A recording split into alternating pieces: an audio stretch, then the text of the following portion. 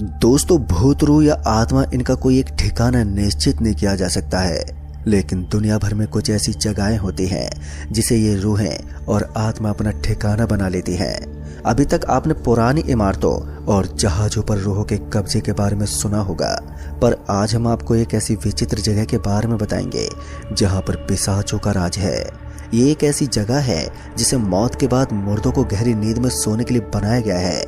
वो है पिशाच का अड्डा।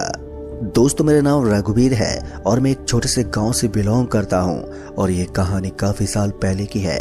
जब मैं शहर से घर लौट रहा था तो मैंने पिछले कुछ दिनों में ही गाड़ी चलाना भी सीख लिया था, और जब से मैंने गाड़ी चलानी सीखी थी तब से लेकर मैं किधर भी अपने आप ही चला जाता था।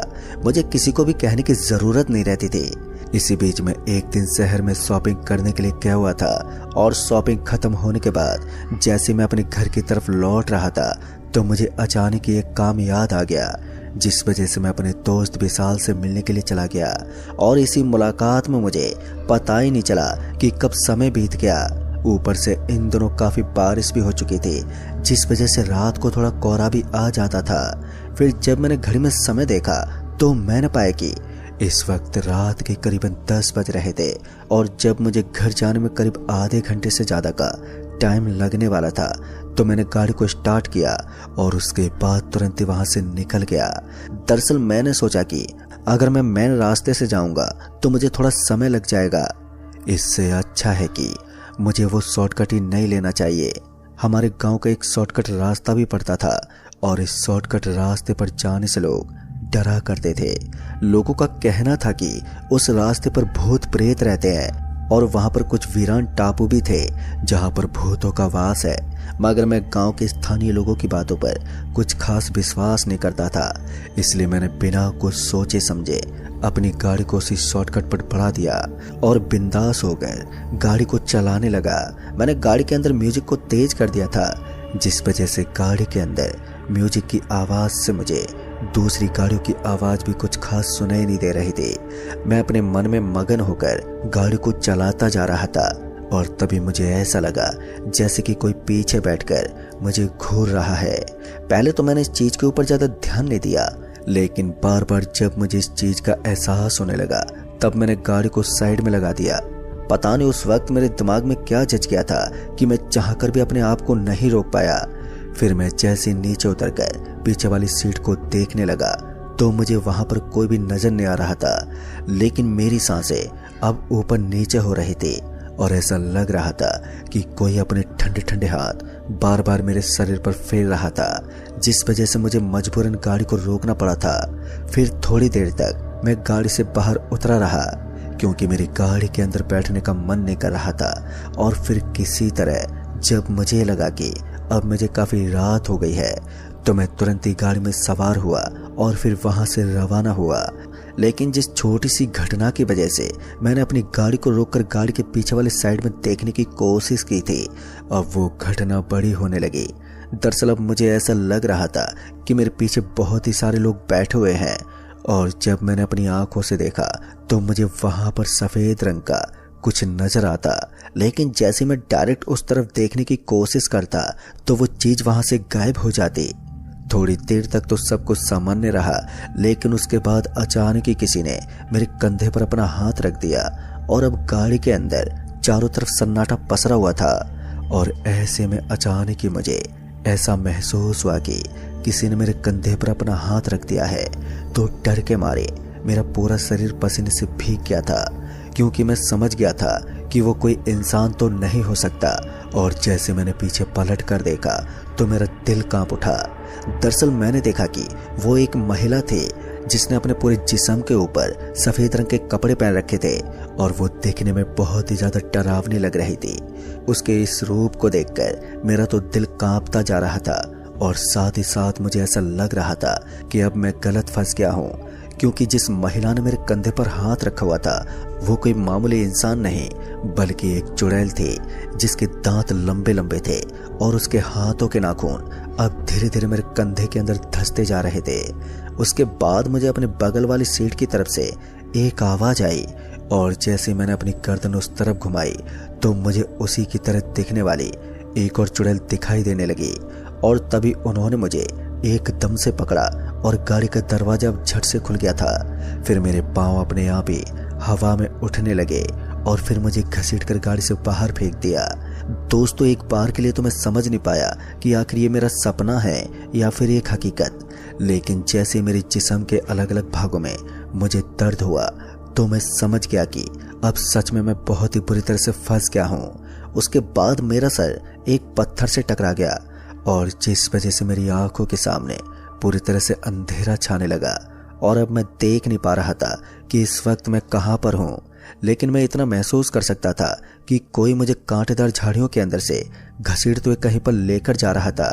मैं इतना तो जानता था कि जो मुझे घसीट कर ले जा रहा है वो एक चुड़ैल की तरह दिखने वाली पिशाचनी थी।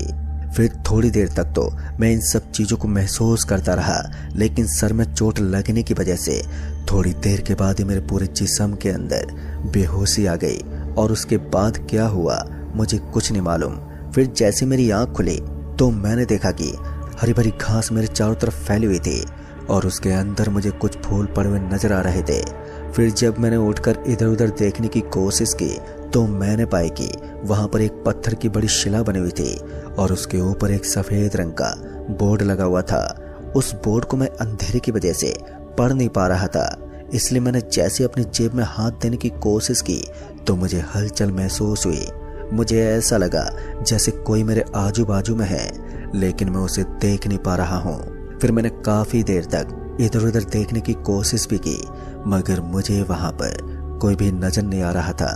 फिर उसके बाद जब मैंने वहां की चीजों को बड़े ही गौर से देखा तब मुझे एहसास हुआ कि अभी मैं जिस स्थान पर रुका हुआ हूँ वास्तव में वो कोई नॉर्मल स्थान नहीं बल्कि एक कब्रिस्तान था। और उस कब्रिस्तान को देखते मेरे पूरे शरीर में पसीने छूटने शुरू हो गए थे, क्योंकि जितना मैंने उस कब्रिस्तान के बारे में सुना था शायद ही कोई दूसरी जगह उस कब्रिस्तान से ज्यादा हॉन्टेड हो सकती थी। पहले ही मैं काफी डरा हुआ था और ऊपर से इस कब्रिस्तान के नज़ारे ने मुझे और भी ज्यादा डरा के रख दिया था। अब इतने में मुझे ऐसा लगा जैसे कि मेरे बगल में कोई मिट्टी खोद रहा है और वो मिट्टी मेरे पैरों पर गिर रही है। दोस्तों, इस चीज को मैं महसूस करते ही मेरे पूरे शरीर में सनसनी मच गई। मैं तुरंत ही उठकर बैठ गया और जब मैंने अपने आजू बाजू में देखा तो मैंने पाया कि मुझे वहां पर वही महिलाएं खड़ी हुई नजर आ रही थी जिनका हुलिया देखने में काफी ज्यादा डरावना था। अब तो मेरी भी हालत जवाब देने लगी थी। मुझे समझ में नहीं आ रहा था कि मैं क्या करूं।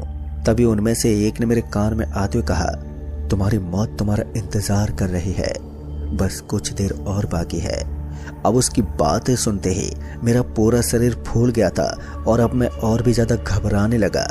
किसी तरह से मैंने उस बगल वाली कब्र को अपने हाथ से पकड़ा और उसके बाद खड़ा हो गया और जैसे मैं उठा तो मैंने देखा कि मुझे वहां पर दूर दूर तक कुछ भी दिखाई नहीं दे रहा था।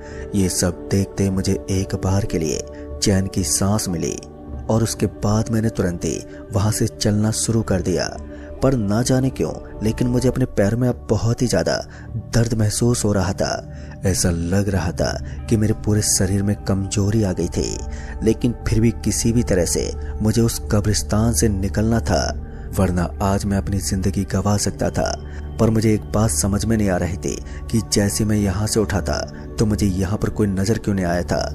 धीरे धीरे मैंने उस कब्रिस्तान से बाहर निकलना शुरू कर दिया और जैसे मैं कब्रिस्तान के दरवाजे के पास पहुंचा तो अचानक से वहां पर मुझे ढेर सारे लोगों की आवाज फिर से सुनाई देने लगी।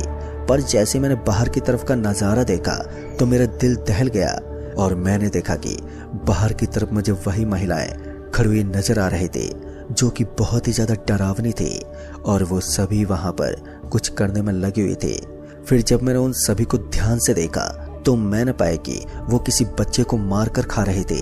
एक ने उसका हाथ चबाना शुरू कर दिया था तो दूसरी महिला ने उस बच्चे के सीने को फाड़ दिया था और उसके अंदर से कलेजा निकालकर वो उसे खाने में लगी हुई थी। दोस्तों, ये सब देखकर मेरी तो हिम्मत पूरी तरह से टूट गई थी और मैं अंदर तक हिल गया था।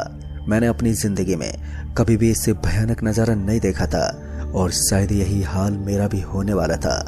बाद में जब मुझे लगा कि मेरी भी यही दशा होने वाली है तो मैंने आओ देखा न ताव और तुरंत ही वहां से भागने लगा। मैं कब्रिस्तान से बाहर होते हुए उन महिलाओं के करीब से वापस से सड़क पर पहुंच गया था, लेकिन इस बार मैंने उनकी तरफ एक बार भी नहीं देखा और वहां से जितना जल्दी हो सके भागना शुरू कर दिया। मैं भागता हुआ अपनी गाड़ी के पास जाने की कोशिश कर रहा था, लेकिन मुझे अपनी गाड़ी का कोई ठिकाना मालूम नहीं था कि इस वक्त वो कहां पर होगी। फिर जैसे मुझे लगा कि मेरे पीछे कोई नहीं है और सारा माहौल शांत है, तो फिर मैंने आराम से चलना शुरू कर दिया। लेकिन ये सब तूफान के पहले का सन्नाटा था। थोड़ी देर पहले तो मुझे अपने पीछे की तरफ से कोई आता हुआ नजर नहीं आ रहा था, मगर उसके बाद अचानक ही मुझे ऐसा लगा जैसे कि कोई अपने कदमों को पटकते हुए लगातार मेरी तरफ बढ़ने लगा है। और फिर जैसे मैं पीछे मुड़ा तो मैंने देखा कि वहां पर 4 औरत थी और वो अभी भी बहुत ही स्पीड से मेरी तरफ आ रही थी और इस बार वो और भी ज्यादा खुकान लग रही थी। फिर क्या था, मैंने भी फिर से वही किया जो मुझे ठीक लगा। फिर मैंने पूरा जोर लगाकर भागना शुरू कर दिया और मैं अपनी जिंदगी में पहली बार इतनी तेज स्पीड से भाग रहा था कि उस कब्रिस्तान से बाहर निकलना मेरे लिए एक टर्निंग पॉइंट था, क्योंकि मैं अभी भी कंफ्यूज था कि आखिर वो महिलाएं मुझे कब्रिस्तान से बाहर कैसे आने दे सकती थी। और फिर थोड़ी दूर आगे हिम्मत उठाकर भागने के बाद मुझे हमारे गांव का एक मंदिर दिखा। दरअसल वो मंदिर बालाजी भगवान का था और वहां पर जाने के बाद तो वैसे भी सारे खतरे टल जाते थे। और उसके बाद मैं किसी तरह से उस मंदिर की सीमा में पहुंच गया। फिर वहां पर पहुंचते ही मुझे एक चैन की सांस मिली। तो दोस्तों, इस कहानी में बस इतना ही। कहानी आपको पसंद आई हो तो वीडियो को लाइक शेयर कमेंट जरूर कर दें और साथ ही चैनल पर अगर नए हैं तो चैनल को भी सब्सक्राइब जरूर कर दें। तो मैं जल्दी मिलूंगा ऐसी एक और डरावनी कहानी के साथ। तब तक के लिए बाय एंड टेक केयर।